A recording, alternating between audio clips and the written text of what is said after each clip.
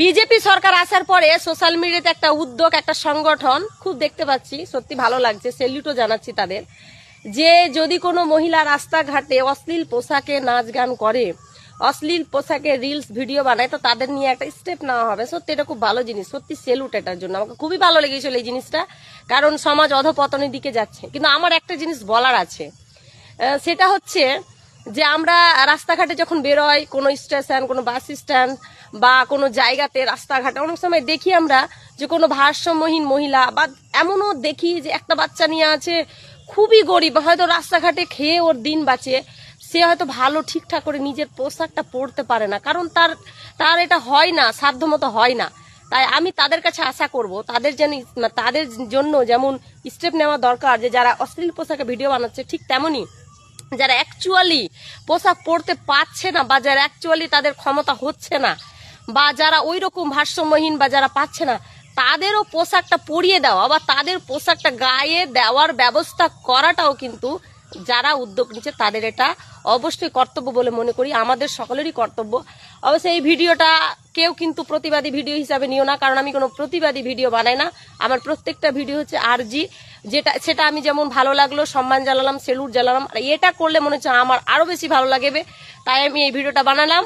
আর দয়া করে বলছি, ভিডিওটা বেশি বেশি করে শেয়ার করো, যাতে তারা যেমন সচেতন হয়ে যায়, ঠিক তেমনি যারা সত্যি কষ্ট করে পোশাকের জন্য রাস্তাঘাটে ঘুরে বেড়ায়, আমাদের দেখলে খারাপ লাগে, তারাও যেন একটু শান্তিতে থাকে বা তারাও পড়তে পায়। ঠান্ডার দিনে ঠান্ডার দিনে একটু শীতের পোশাক, বা হয়তো কষ্ট করছে, থরথর কাঁপছে, ঠান্ডার দিনে কোনো পোশাক পরতে পায় না, তারাও যেন একটু ভালো থাকুক।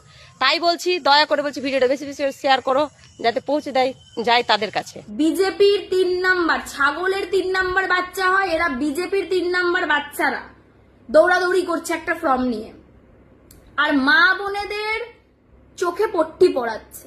কি বলছে এই ফর্মটা ফিল আপ করলে আমরা লক্ষ্মীর ভান্ডারের মতো অন্নপূর্ণা ভান্ডার 3000 টাকা দেব। আর কিছু সাধারণ মা কাকিমারা, যারা দেখুন আগে বোঝে না, পেছনে বোঝে না, তারা ফিল আপ করছে। এবং আমি দেখলাম, আমার নিজের চোখে দেখা, আমার লোকালে একটি লজ নিয়ে দরজা বন্ধ করে মহিলাদেরকে এই ফর্মটি ফিল আপ করানো হয়েছে।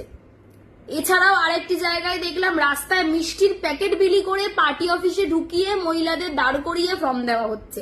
কিসের ফর্ম জানতে চাওয়াতে জানতে পারলাম অন্নপূর্ণা ভান্ডারের 3000 টাকার ফর্ম। এটা হাস্যকর, জোকার ব্যাপার না? যারা এখনো ক্ষমতায় আসলো না, এখনো ভোট হলো না, তারা ভাবছে আমরা 2026-এ সরকার গঠন করব, আমরা অন্নপূর্ণা ভান্ডার দেব। আর সাধারণ মানুষ তো জানেন যে বোঝে না, যারা জানে না তাদেরকে বোকা বানানো খুব সহজ, সেটাই বিজেপি করছে। আর হরিণঘাটা বিধানসভায় সেই আমাদের বাজে বিধায়ক করছে। আমি বলতে বাধ্য হচ্ছি, আমরা সম্মান দিতে জানি, কিন্তু এই বিধায়ককে সম্মান দেওয়ার মতন নয়। তাই বলতে বাধ্য হচ্ছি, বাজে বিধায়ক, যার থেকে আমরা উপকার পাইনি, আমরা তার নাম করব না। আমরা বাঙালি, আমরা নুন খেলে গুণ গাই। তৃণমূল কংগ্রেসের নুন আমরা খেয়েছি, আমরা তৃণমূল কংগ্রেসের গুণ গাইব। তৃণমূল কংগ্রেস আমাদের 3000 টাকার স্বপ্ন দেখায়নি, 500 টাকা থেকে দেখিয়েছিল স্বপ্ন, আজ 1500 টাকা 1700 টাকা দিচ্ছে। তৃণমূল কংগ্রেস আমাদের জন্ম থেকে মৃত্যু অবধি দেখে, তাই আমরা তৃণমূল কংগ্রেসের সাথে থাকব। বাংলা জুড়ে যে ভুয়ো পট্টি বিজেপি বড়াচ্ছে, তার প্রমাণ এই লক্ষ্মীর ভান্ডারের নামক যে অন্নপূর্ণা ভান্ডারের ফর্ম ফিল আপ করাচ্ছে সেটা। তাই তো বলি, আমরা তৃণমূল কংগ্রেসের কর্মী, আমাদের কোনো কাউন্সিলরকে অ্যারেস্ট করে বা আমাদেরকে ভয় দেখিয়ে ধমকে চমকে ঘরে আটকে রাখা যাবে না। আমরা আমাদের লড়াই করে আপনাদের থেকে বুঝিয়ে দেব, বাংলার মানুষ উন্নয়নের সাথে আছে, বাংলার মানুষ, হরিণঘাটার মানুষ, শিক্ষিত সমাজ, শিক্ষিত মানুষের সাথে আছে। অ্যারেস্ট করেছেন না আমাদের কাউন্সিলর, কি হবে? একটা কাউন্সিলর গেলে 10টা কাউন্সিলর সামনে এসে দাঁড়াবে। আমরা আমাদের তৃণমূল কংগ্রেস আমাদের গলা কেটে দিলেও জয় বাংলা বেরোবে, আমাদের গলা কেটে দিলেও তৃণমূল কংগ্রেস জিন্দাবাদ বেরোবে, কারণ আমাদের নেত্রীর নাম মমতা বন্দ্যোপাধ্যায়, নেতার নাম অভিষেক বন্দ্যোপাধ্যায়। আমরা লড়াই করে পেয়েছি যা, লড়াই করে রাখবো তা। তাই তো বলি, আপনার এই নোংরামি হরিণঘাটার মানুষ আর বরদাস্ত করবে না। হরিণঘাটা, সোনার হরিণঘাটা দরকার নেই, সোনার হরিণঘাটায় খুব ভালো আছে। হরিণঘাটার রাস্তা, হরিণঘাটার আলো, হরিণঘাটার জল, হরিণঘাটার মানুষ অনেক ভালোভাবে তৃণমূল কংগ্রেসের থেকে পাচ্ছে। তাই হরিণঘাটা বলছে আমাদের সকলের প্রিয় প্রার্থী ডক্টর রাজীব বিশ্বাস জিতছে।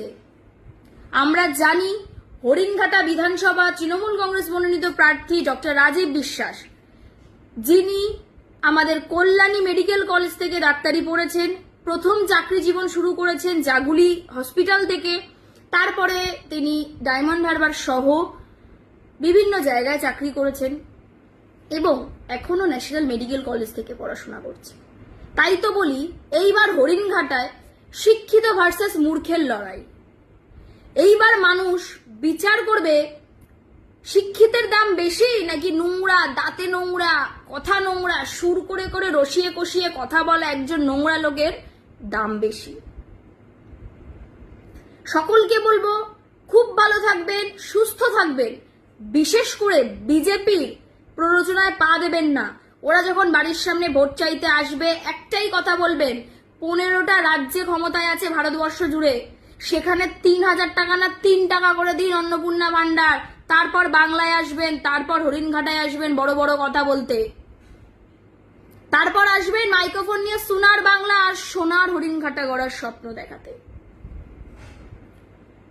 29শে এপ্রিল আসছে দিন, জোড়া ফুলে ভোট দিন, হরিণঘাটার আশ্বাস, রাজীব বিশ্বাস, হরিণঘাটার এনার্জি, অভিষেক ব্যানার্জি আসছে 27শে এপ্রিল।